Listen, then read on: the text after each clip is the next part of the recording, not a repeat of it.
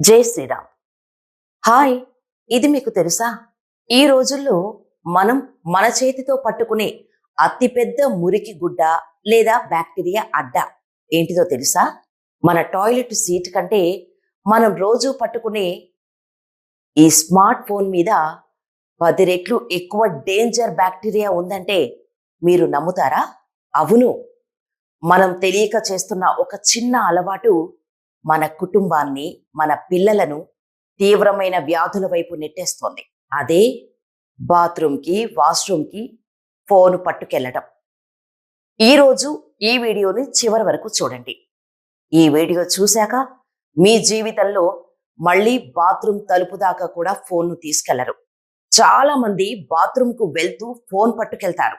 అక్కడ ఫ్లష్ చేసినప్పుడు లేదా వాష్‌రూమ్ వాడేటప్పుడు కంటికి కనిపించని కోట్లాది సూక్ష్మ క్రిములు, బ్యాక్టీరియాలు వంటి ప్రమాదకర క్రిములు గాలిలోకి లేచి పరిసరాల్లో పడతాయి.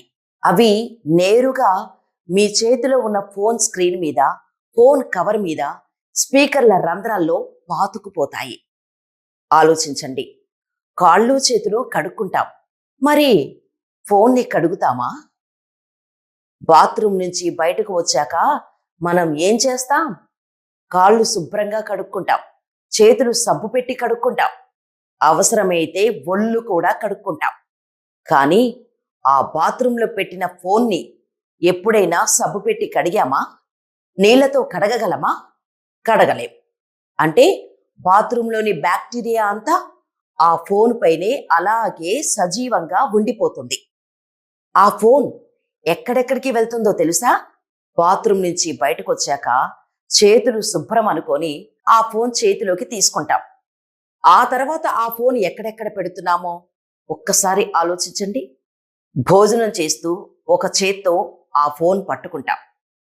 బాత్రూమ్ బ్యాక్టీరియా నేరుగా నోట్లోకి వెళ్తుంది. అదే ఫోన్ని పూజ దగ్గర పెడతాం. మంచం మీద, దిండు పక్కన, నిద్రపోయే బెడ్ మీద, పిల్లలు పడుకునే పరుపు మీద పెడతాం. మన వేళ్లకు, వేసుకునే డ్రెస్సులకు ఆ క్రిములు అంటుకుంటాయి. ఫోన్ రాగానే నేరుగా చెవి దగ్గర చర్మంపై ఆనుకొని మాట్లాడతాం. దానివల్ల పింపుల్స్, స్కిన్ ఇన్ఫెక్షన్లు, ఇయర్ ఇన్ఫెక్షన్లు వస్తాయి. అంతేకాదండి, ఇంట్లో ఉండే చిన్న పిల్లలు అదే ఫోన్ని పట్టుకుంటారు, నోట్లో పెట్టుకుంటారు. మనకు తెలియకుండానే వాళ్లకు కడుపు నొప్పి, విరేచనాలు, ఇన్ఫెక్షన్లు రావటానికి ప్రధాన కారణం బాత్రూమ్ బ్యాక్టీరియాతో ఉన్న ఈ ఫోనే. చూడండి, 5 నిమిషాలు బాత్రూంలో ఫోన్ చూడకపోతే ఏ ప్రపంచమో ఆగిపోదు. కానీ ఆ 5 నిమిషాల అలవాటు వల్ల మీ ఇంటికి, మీ ఆరోగ్యానికి అయ్యే నష్టం మాత్రం చాలా పెద్దది.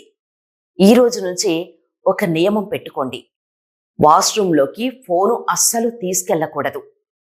రోజుకి ఒక్కసారైనా ఆల్కహాల్ వైప్స్తో లేదా శానిటైజర్తో ఫోన్ని తుడవండి.